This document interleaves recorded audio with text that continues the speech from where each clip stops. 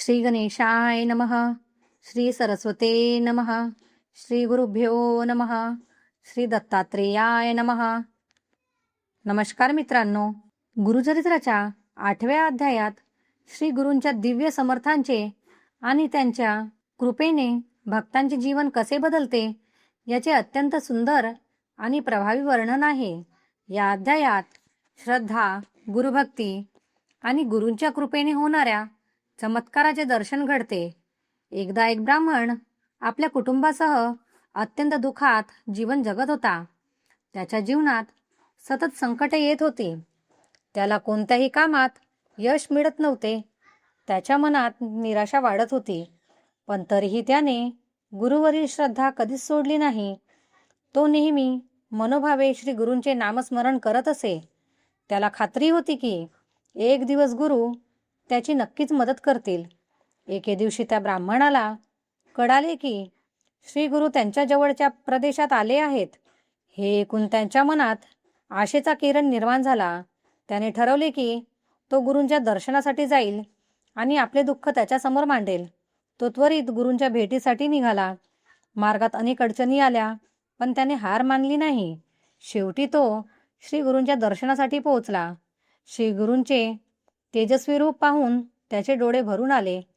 त्याने नम्रतेने गुरूंच्या चरणी मस्तक ठेवले आणि आपले सर्व दुःख सांगितले. श्री गुरूंनी त्याचे बोलणे शांतपणे ऐकून घेतले. त्यांनी त्याला प्रेमाने समजावले आणि म्हणाले, तू निराश होऊ नकोस. प्रत्येकाच्या जीवनात संकटे येतात, पण श्रद्धा आणि धैर्य ठेवल्यास त्यावर मात करता येते. गुरूंनी त्याला एक साधा पण प्रभावी उपाय सांगितला. तू रोज मनापासून नामस्मरण कर आणि सत्य, संयम आणि श्रद्धा यांचा मार्ग धर.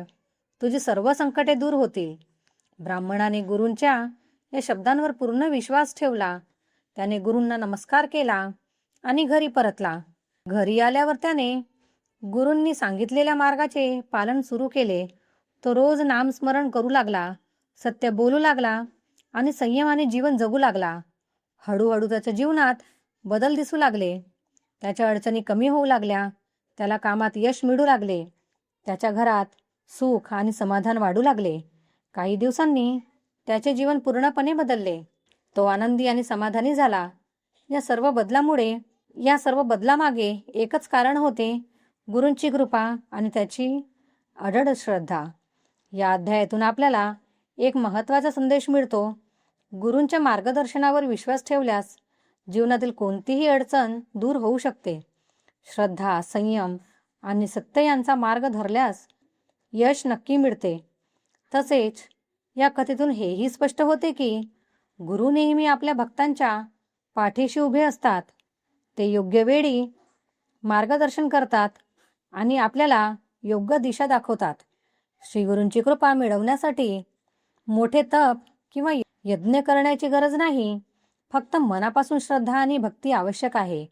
जो भक्त मनापासून गुरूंना शरण जातो त्याचे जीवन निश्चितच बदलते.